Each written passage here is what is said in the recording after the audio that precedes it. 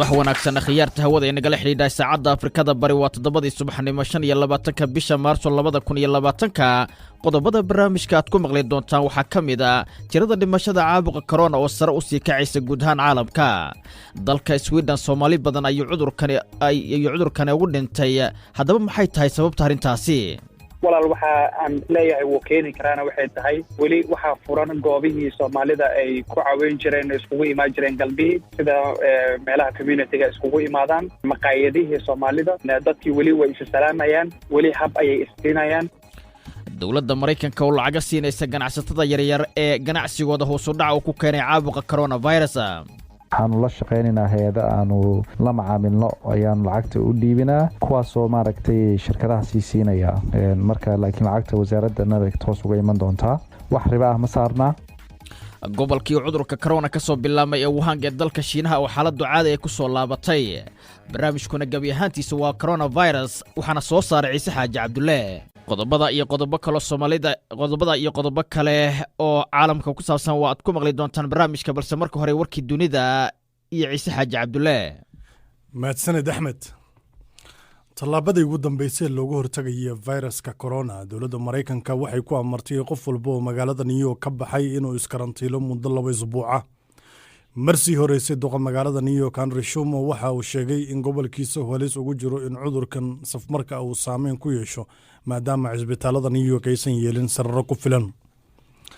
Belize oo kamid ah dalalka qaaradda America ku yaala horay aan u diiwaangelin wax kiiso coronavirus ayaa haatan shaaciyeen kiiskii ugu horeeyay dalkaasi laga helay dawladda dalkaasina waxay ku dhawaaqday in goobaha lagu caweeyo iyo hoteelada waa in la xiro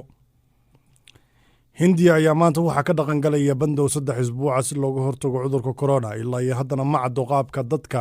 ay cunooyinka iyo waxyaabaha asaasiga ay u iibsan doonaan waxa kale oo ay su'aal ka taagan tahay qaabka bandowgan uu dhaqan gali doono iyadoo dalkan ay ku nool yihiin dad gaaraya 1.3 bilyan oo qof madaxweynaha Brazil Jair Bolsonaro ayaa ku eedeeyay saraakiisha dawladdiisa inay soo rogeen tallaabooyin xad dhaaf ah oo looga hortagayo faafitaanka cudurka corona ee dalkiisa madaxweyne Bolsonaro waxa uu su'aal galiyay ahmiyadda ay leedahay in la xiro iskoolada waxa uu sheegay in loo baahan yahay in dalka si caadi ah uu ku soo noqdo si shaqooyinka loo badbaadiyo xarunta xakamaynta cudurrada ee Liibiya ayaa ku dhawaaqday kiiskii ugu horeeyay la xiriira fayraska corona labada dhinac ee soo haya dawladda dalkaasi siyaasadda sida xukuumadda caalamku aqoonsanayay fadhigeedu yahay caasimada Tripoli iyo xukuumadda mucaaradka ee bariga dalkaasi ka talisa ayaa xanibaado culus ku soo rogay dalka Liibiya waxayna xireen xuduudaha iyo dulimaadyada hawada ugu dambeyntiina duqa magaalada Los Angeles Eric Garcetti ayaa sheegay in cunugii ugu horeeyay uu dhinta fayraska corona ee dalka Mareykanka uu ahaa qof da'yar oo caafimaadkiisu mar hore uusan wanaagsanaa hase aatee waxaa jirto 2 caruur oo la xaqiijiyay in cudurka corona ay ugu dhinteen dalka Shiinaha iyadoo mid ka mid ahna xaaladiisa caafimaad ee aad u liidatay halka warkaas ay kala socotaana waa BBC aan dib badan kugu celiyo Axmed Badar iyo barnaamijka qaybiisa kale Ciise Xaaji Cabdulle iyo warkii dunida ayaa degeysanayseen u diyaar garooba qaybaha idaacadda subaxnimo inooga haray aanu ku bilawnay sidii wararka baad ku maqlaysay waxa wali faraba aan ku haya caalamka caabuqa corona oo galaaftay nolosha dad badan cudurkan ayaa u muuqda inaysan jirin qaarad uusan gaarin min Mareykanka Asia Latin America Africa ila dalalka Yurub ayuu faraba aan ku haya cudurkani dalka Jamhuuriyadda Dimuqraadiga ee Congo waxa lagu dhawaaqay xaalad degdeg ah si cudurkan loo xakameeyo dalka Liibiya kiiska ugu horeeyay cudurka corona ah ay saraakiisha dalkaasi sheegeen in imika la xaqiijiyay magaalada New York waxa ay xudun u noqotay cudurka corona oo magaalada waxa laga helay kiisaska ugu badan guud ahaan dalkaasi Mareykanka madaxweynaha Brazil waxa uu saraakiisha gobolka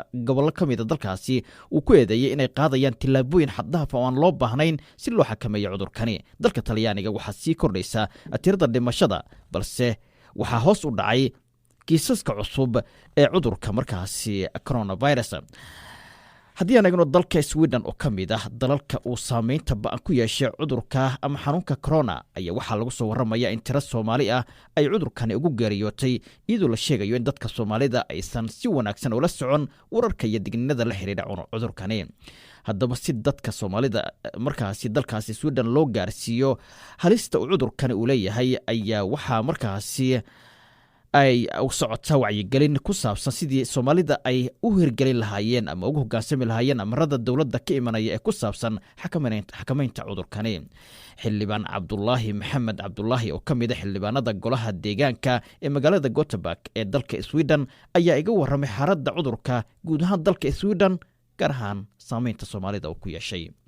runtii wadanka waxaa ka jira cabsi aad u weyn oo cudurkan oo aad u sii faafayo. saacadii ugu dambeeyey mar aan fiiriyey wasaaradda caafimaadka wadanka Sweden waxay soo dhigeen page-kooda 2,272 qofood in cudurka ilaa iyo hadda Sweden dadka uu cudurka ku dhacay wadanka Sweden oo dhan oo guud waxaa u dhimatay 36 qofood dad gaarayo. waxaa emergency-ga ugu jira ama intensive care-ka ugu jira dad gaaraya 115 qofood. marka faraba'an buu ku hayaa wadanka Sweden oo dhan. wararka ayaa sheegaya in dad badan oo Soomaali ah ay cudurkani uu soo ritay halka kuwa kalena ay u dhinteen. arrimahaasi bal ka waran. walaal hadda dadka inta Soomaalida la og yahay wax tira koob sax ah oo dawladda ay tira koobtay ma jiro. dadka Soomaalida waa sida ogtahay waa dad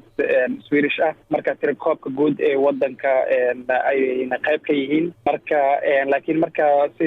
dadka Soomaalida wararka isla dhaxmarayaan hadda wuxuu yahay in ay u dhimatay dad gaarayaan 12 qofood ilaa 9 qofood. dad badan runtii guryaha cudurka ama uu ku dhacay ama qaarkoodna weli aysan dareemin in cudurka uu hayo ay guryaha la joogaan. ka halis weyn bay tahay. hadda shalay Stockholm waxaa dhimashadii ugu badneed Stockholm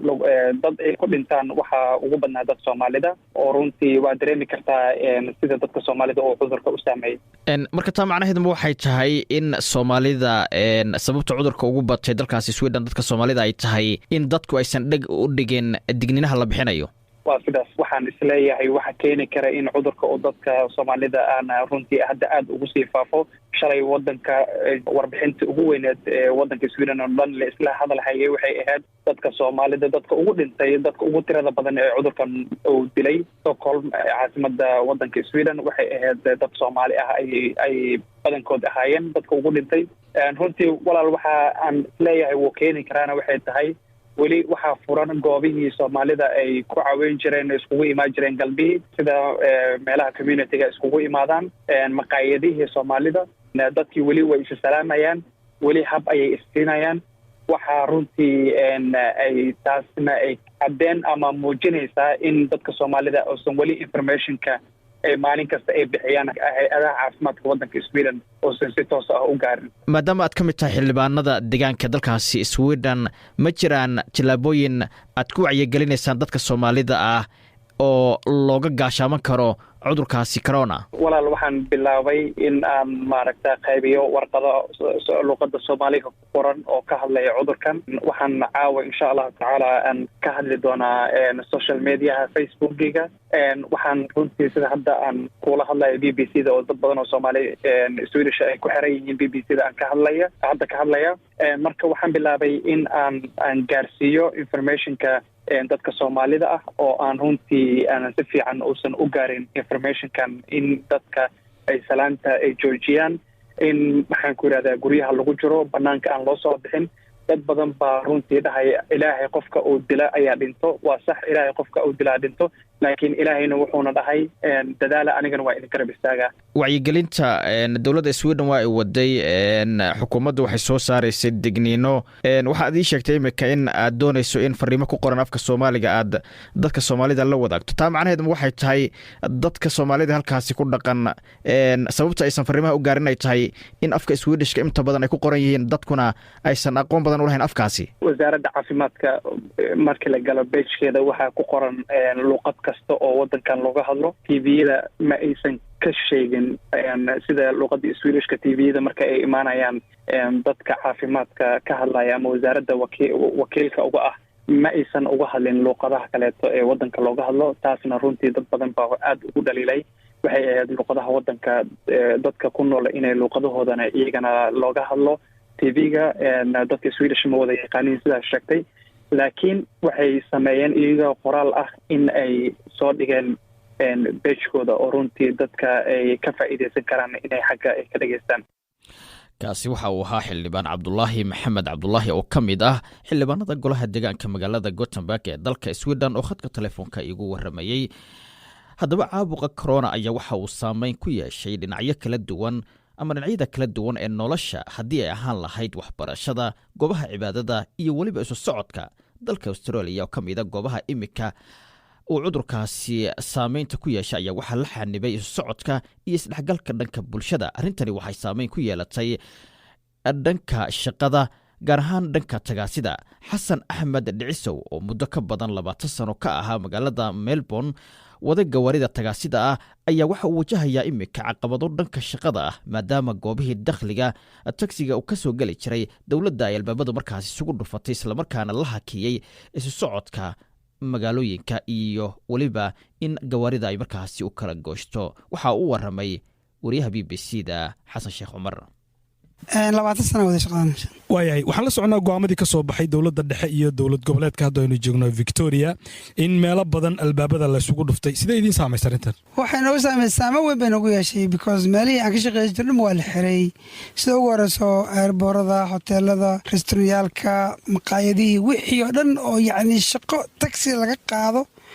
waa la xiray oo shaqada laga dhigay. dadkii kabaniyaalkii la qaadi jirna kabani kasta waxaa la guriga ku shaqeeyo oo kombiyuutaradii inta laga raaxay fisaalka waxaa la geeyey guryaha la geeyey. marka yaad qaadaysaa awal waxaa qaadi jirtay ardayda iskuulaadka iyo jaamacadaha iyo dadka businesska ugu badnaay oo airborada iyo magaaladii aadi jiray. wixii oo dhan waxay noqotay zero noqotay. hal qof maanta hadda wareegto maba argaysid. waayahay dowladdu dhanka kale dadka shaqo la'aanta ku dhacday oo idinku aad ka mid tihiin waxay u samaysay in lacaga la siin doono magdhowga noocaas oo kale qaabka ayuu ku saameeyay adiga ama tagaasilaydiina? horta de waa uun ku noolow keliya baanta yarta hadda nala siinaayo. dad yarta anaga wiigiya heli jirnay waxa hadda oo nala siinaayo 2 wiig nala siinaayo iyo weliba ka badan heli jirnay. marka 1,100 2 wiig laguma noolaa karo runtii marka laga hadlo.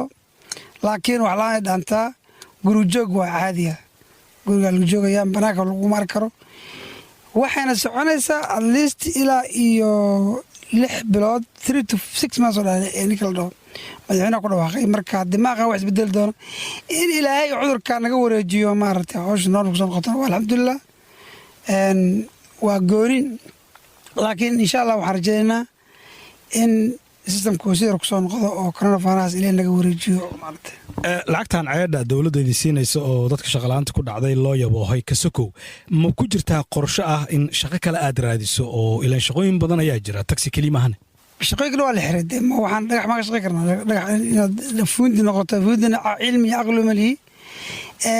shaqooyin dhan wadanka waxaa laga dhigay shaqda. Victoria gobolka Queensland ma aadi kartid. haddaa Queensland hadda lagu xiraabo oo ama $1 ganaaxad bixinaysaa. marka gobolkii Australia oo gobolada hayaaba kala xirmay iska daa dibad iyo meel kale loo ordee. kasokow xasan waxaa tahay aabba caruur leh, halkan may joogaan caruurtaada? ma caruurta Kenya ku nool caruurtii saameyn intee lag bay kugu yeelatay marka in dee caruurtiin ay Kenya ku go'doonsiiyeen adigana halkan aad joogto safaradiina la joojiyeyba? shaqalaanta kasokow waxaa dhacday in ilmihii iyo anigana aan kala xiranahay oo diyaaradna aysan ka imaan karin dibadda, diyaaradna ayna ka bixi karin qof oo marka saas dhacday. marka adiga shaqalaan inay kugu dhacdo tagsigii waxaaba kaaga sii daran haddana in reerkii aad kala go'deen oo ilmihii iyo xaaskii aadan maaragta u tegi karin. ma de wax waa iska amarlay waaye. horta wixii dhacayana ku sanay ka weyn ma waa kartid diin walba waa la wax dhacaya waa lagu taxadiri lahay. laakiin ilaahay subxaanahu wa ta'ala wuxuu yiri in qof naftiisa goray dhalanayo iyo goorna loo sheegin. xasano haddii dhegaystayaasha BBC-da aad u sharaxdo matala hadda taksiga ayaan ku dhex jiraa, waa taksi aad u qurux badan oo weyn sida hadda ii muuqata. haddii maalan qof macaamiil ah uu soo fuulayo maxay kaga duwan tahay markii hore sidaad u qaadi jirteen? bal maxaa isbedelaya? bal noo sharax, dhegaystayaashu sharax. sidii hore ma arrinta wax weyn isbedelay. qof kastoo soo gala dadku customerka iyaga soo geli jiray. laakiin maanta nin kastoo adiga oo qolka soo gala baabuurkaaga taksiga imaado waa inaad daaqadii albaabka ka furtaa u kilin garaysaa yacni meeshuu gacanta ka qaban lahaa ama uu ka furi lahaa. ugu dambeyn cabsi inta la eg bay kugu jirtaa adiga xataa maadaama tagsiila aad tahay dadyo kala duwanna aad qaadid haddiiba la helo macaamiil cudurkan waxaa la sheegaa in aad u faafayo adiga cabsi noocaas ma kugu jirtaa cabsi waa jirtaa oo waa qabaa ugu jirtaa laakiin haddana ilaah iska aaminsana kaasi waxa uu ahaa xasan axmed dhicis oo ah tagsiile ka shaqaysta magaalada Melbourne waxa uu waramayay Ibraahim Cumar Baafo oo ah wariye ku sugan dalkaasi Australia wahagaaga isla caabuqa coronavirus wararka la xiriira ayaan ku guda jirnay xayiraadii dhanka dhaqdhaqaaqa ee lagu soo rogay magaalada Wuhan ee dalka Shiinaha oo goobtii cudurka corona ka soo bilaabmay ayaa qayb ahaan imika lagu wadaa in la qaado 8 bisha Abriil sida ay sheegeen saraakiisha dalkaasi xanibaadda dhanka socodka ee lagu soo rogay gobolka Hubei oo ay ku taalo magaalada Wuhan ayaa sidoo kale lagu wadaa in la qaado halkiis oo cudurka corona ayaa talaadadii shalay ahayd lagu arkay magaalada Wuhan kadib muddo toddobaadyo ah oo aan cudurka markaasi kiisas cusub laga soo sheegin haddaba si wax badan aan uga ogaano ayaa wariyaha BBC-da Xasan Sheekh Cumar waxa uu khadka telefoonka kula xiriiray Cabdullaahi Ismaaciil Tiga oo magaalada Wuhan shahaadada PhD-ga ka diyaarinaya jaamacad halkaasi ku taala xaaladda u dambeysay Wuhan shantii cishe u dambeeyay kiis ma garanayay zero buu ahaa wax cusub lama helin marka laga reebo ma garanayay hal qof oo laga helay qofkaas oo ahaa shaqaale ka shaqeynaya isbitaalka dabeetana imika la baadhayo qofkaas sababta ma garanayay keentay inuu cudurka qabo si la soconana Wuhan imika wax weeyaan dad badan dhakhaatiir badan bas ka yimi goboladoo dhan oo wax ahayn qiyaastii 30,000 ma garanayay imika hadda qoyar ba ugu laabanaya goboladoodii oo aad ya bala saaraya dadka imika xayiraadii waa laga qaaday oo wax dadkii way soo geli karaan waana ka bixi karaan marka waxa soo hadho kale imika kale anigu waxaan laabanayaa bishan saddexaad damaadkeed adigu afraad hadda laakiinse wili kuma jirto ma jiraan diyaarado iyo tareemo tagaya gobolkii oo si toos u tagaya laakiinse imika kale anigu waxaan goostay oo kale dawladdu ii sheegtay inaan tareenka goosto gobol kale marka Wuhan ayuu transfer si ahaanaya tareemado dhan way istaaga waa sandarkii deetan halkaas kaga dhacayna dadku marka ma isku diyaarinayaan in magaaladii ay ku soo laabtaan kuwii banaanka kaga maqnaa oo muddo 2 bilood banaanka kaga xayirnaa iyo kuwii dabcan gudaha joogay ee ganacsigoodii iyo socodkii uu ka xayirnaa hadda ma u muuqdaan kuwa isku diyaarinaya in ay hawlahoodii dib u bilaabaan walaalaha imika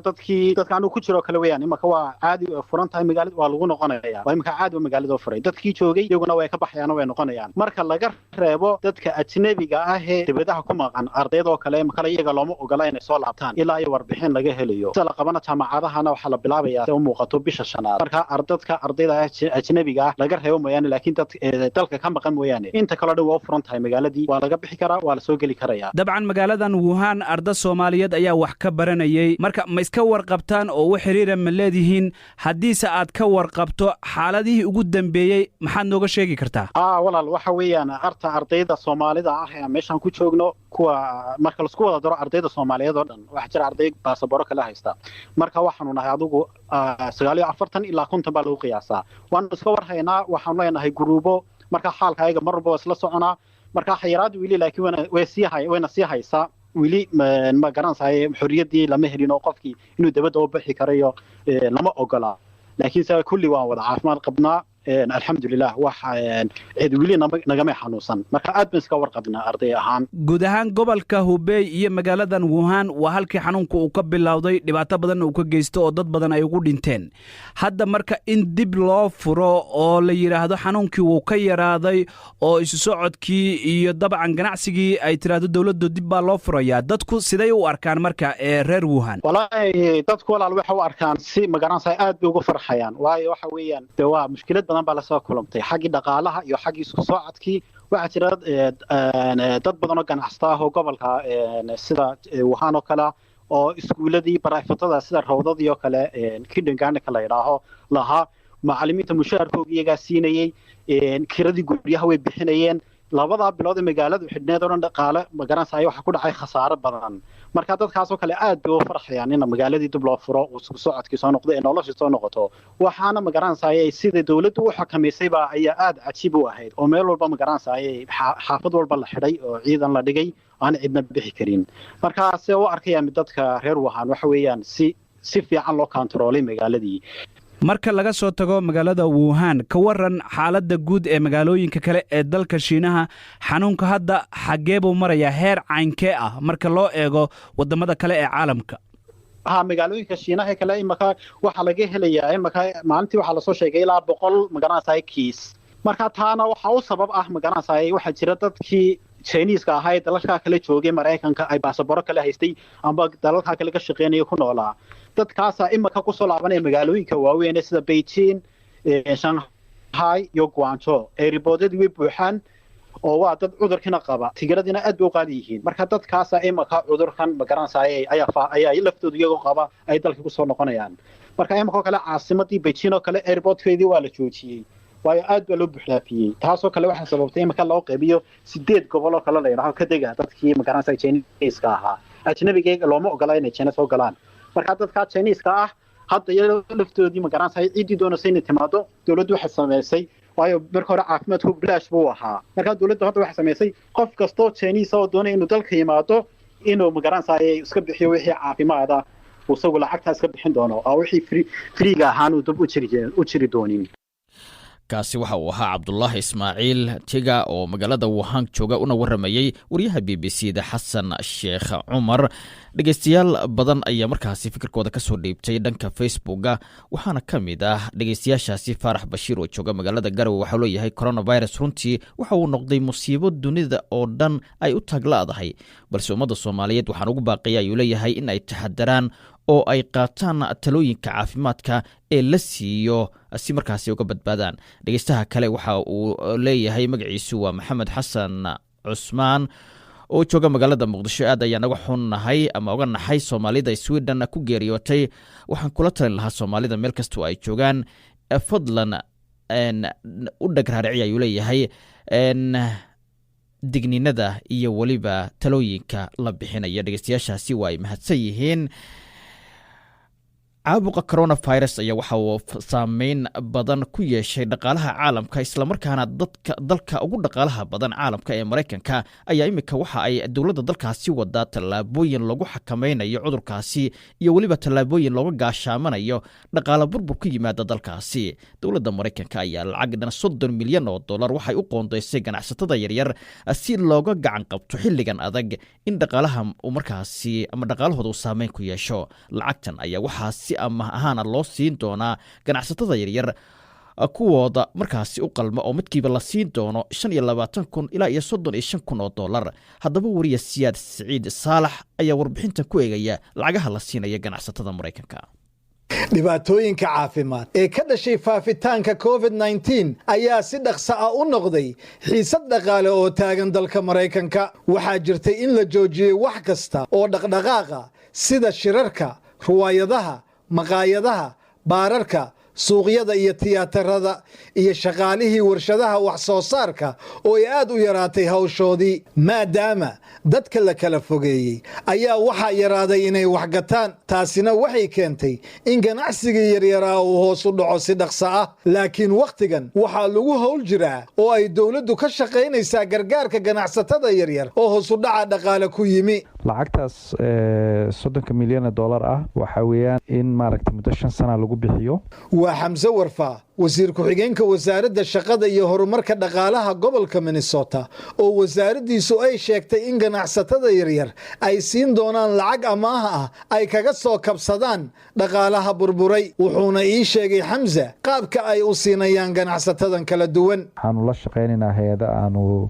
la macaamilno ayaan lacagta u dhiibinaa kuwaasoo maaragtay shirkadaha sii siinaya marka laakiin lacagta wasaaradda toos uga iman doontaa wax riba ah ma saarna dadka ay saameysay arintan xanuunkan maaragtay coronavirus-ka ee businesskooda uu aad ku saameeyay ayaa loogu talagalay waxaan imi maqaayadda harwanaag ee magaalada Minneapolis si aan u ogaado heerkooda dhaqaale iyo inay lacagtan la sheegay codsanayaan maamulaha maqaayadan Cabdixaafid Ibraahim Saciid ayaa soo dhaweeyay tallaabadan uu gobolka Minnesota sheegay lacagtan la sheegay aad baan u soo dhaweynaynaa anagoo ganacsato aad baan ugu faraxnay ganacsatadana horumar weyn bay noo tahay macna dhibkeena soo gaaray wadankan ganacsigiisa hoos u dhacay taana aad iyo aad baan ugu faraxsanahay waa horumar loo baahnaa wuxuu kaloo Cabdixaafid ii taabtay heerka ganacsigooda uu maanta marayo 30% way ganacsatay meeshaan waxaan jirnaa meel aad loo buuxo hadda waa aragtaa waxba ma jiraan howl aroos yaanu leenahay iyaduna sidaas oo kale aroosadii waa istaageen oo shalay maanta aan 2 aroos lacagtooda aan celiyay khasaar weyn baan soo gaaray macnaa 30% bay noqotay dakhliga iyagu maanta Cabdullaahi Macallin Timadheere wuxuu maamulaa shirkadda Greenline ee baabuurta xamuulka ah ee gobolada dalkan isaga gooshta wuxuuna dhankiisa soo dhaweeyay lacagtan oo ii sheegay inay kabayso ganacsatada yaryar businessyada yaryar ama ganacsiga yaryar wuxuu leeyahay baahi maqada ah oo hadii shakhsi ku soo galay hadii ku soo galin iyo hadaad wax gadii hadaadan gadin ba laga rabo oo kharashaad oo businessku leeyahay baa jira kharashaadkaas marka meeshii qofku uu jeebkiisa ku noqon lahaa ama jeebkiisa mid ku jirta uu bixin lahaa waxa laga yaabaa inay wuxun culayska ka dulqaado waa soo dhaweynaynaa mid ka badan inay u soo bandhigaan waa ka rajaynaynaa baabuurta xamuulka ayaa hawl muhiim ah ka haya dalkan sidee ayuu u saameeyay COVID-19 ayaan weydiiyay Cabdullaahi wadanka waxa isaga gudbiyaa inta badan waa taraagyada maxaa yeelay waxa alaaba ah ee dukaamada lagu isticmaalo ee daruuriga ah waxa istoorada keena baabuurta waaweyn xamuulka marka saameynta ugu weyn horta uu ku leeyahay waxa weeye meeshii wax laga soo qaadayo xiran iyo meeshii wax loo waday wax lagu dajin lahaayo xiran iyo cidii waxa la qaada soo saareysay oo xirantay ama wax soo saarkeedu hoos u dhacay marka cabsidaas dadka ku jirta iyo walwalka joogtada ah qofku la seexanayo la soo toosayo waa dhibaato weyn oo qofka haddaan waxba ku dhicin inuu qofku cabsado codkaasi waxa uu dambeeyay warbixintii Mareykanka nooga soo diray wariye Siyaad Saciid Salax haddii aanu imkana eegno dalka Canada waxa uu kamid yahay dalalka uu saameynta ku yeeshay cudurka corona isla markaana hakad galay howlaha markaasi socodka iyo waliba howl maalmeedka guud ahaan dalkaasi haddaba deeqo Maxamed Nuur oo ah gabar Soomaaliyeed oo ku nool magaalada Toronto ayaa waxa ay markaasi wada howlo wacyigelinayid iyo kooxo markaasi la shaqeynaya taasi oo laga hortagayo cudurka corona haddaba wacyigelinta iyo waxa ay dadka gaarsiinayaan ay deeqa uga warantay wariye Duraan Xasan Yare anagu waxaan qabanaa baraarujin aan dadka u soo bandhigno siday maaragtay uga hortagi lahaayeen COVID-19 cudurkan maanta ku faafay dunida sababtoo ummad badan baa la soconin marka wacyigelin iyo baraarujin baan runtii u qabanaa iyo wixii u baahan yihiin dhinaca dawladaha barnaamijkan oo baraarujinta ah waxaa ku jirto ayadii loo sheegayo dadku inay maaragtay ay markastaba ay gacmaha iska dhaqaan 2 qof ilaa 2 mitir ay kala fogaadaan qofkii iska dareemo inuu xanuun hayo inuu maaragtay waco dhakhtarka intuusan u tegin baraarujinta mid ugu weyn oo loo baahan yahay inay dad gaaraan waxa weeye dadku inay gurigooda joogaan hal qof baa intaasoo qofa cudurka gaarsiinayo mana oga cudurka waa cudur xun ummadda Soomaaliyeed waxay u baahan yihiin kaalintooda dagaalku inay ka galaan xaaladaha jira waan la soconaa qof walba inuu naftiisa ilaaliyo buu ku taxadarayaa maxaa adiga iyo kooxdaada ku kalifay inaad u istaagtaan wacyigelintan aad dadka ku wacyigelinaysaan ka hortagga cudurkan waxaan ugu kalifay inaan runtii qayb weyn kaga qaadano waxa dhacday in ummadii Soomaaliyeed ee waliba wadankan aan joogno Canada magaaladan Toronto ama Ontario ay runtii la soconin cudurkan dhibaatada weyn uu leeyahay deeqo Maxamed Nuur oo waramaysay wariye Duraan Xasan Idaacadda Subaxnimo oo soo saaray Ciise Xaaji Cabdullaahi Axmed Badar socodsiinaya ayaa intaas naga dhan sida iyo